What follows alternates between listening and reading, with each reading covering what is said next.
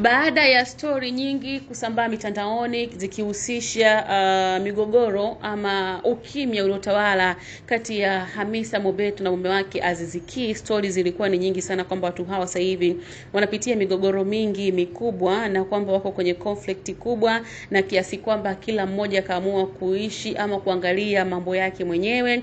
Na ukiangalia kwenye posti zao, mara ya mwisho postiana, mmoja kamposti mwenzake mwezi wa 3 na mwingine alimposti mwenzake mwezi wa 2, ambazo ni posti zilizoambatana na jumbe nzuri za mapenzi, nikimaanisha romantic messages. Sasa story imekuwa tofauti baada ya mengi kuzungumzwa. Kuna kitu kinasemekana kwamba sababu ya wawili hawa kutengana kwa sasa chanzo ni usaliti wa mara kwa mara ambao ulikuwa ukifanyika, japo wengine wanasema inaweza ikawa haina uhakika, lakini kuna vyanzo vya story vinazungumza hivyo. Na habari iliyopo kwa sasa ni kwamba Aziz Ki na Hamisa Mobeto wametengana, na inasemekana chanzo kikubwa ni usaliti wa Aziz Ki wa kujirudia mara kwa mara, na amekuwa akitoka kimapenzi na wadada wengi wa Kitanzania ambao wengine huwa wanamfuata mpaka huko Libya ambako anachezea kwenye klabu yake ya sasa ya Itihadi.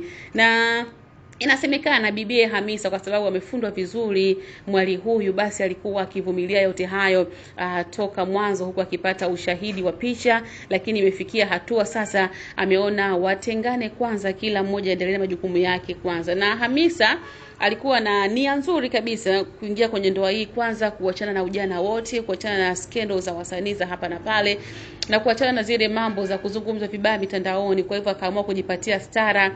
Na sababu pia ya Hamisa kufunga ndoa na Aziz Ki, nasemekana bwana bibie huyu alikuwa na nia nzuri kabisa ya kujenga familia, lakini ilipofikia ameona kama hana bahati na mahusiano kabisa. Na hii ndo story ambayo inaendelea kuzungumzwa kwa hivi sasa kuhusiana na mtengano huu kati ya Hamisa na mume wake, sababu eti ni usaliti wa mara kwa mara wa bwana kumsaliti bibi.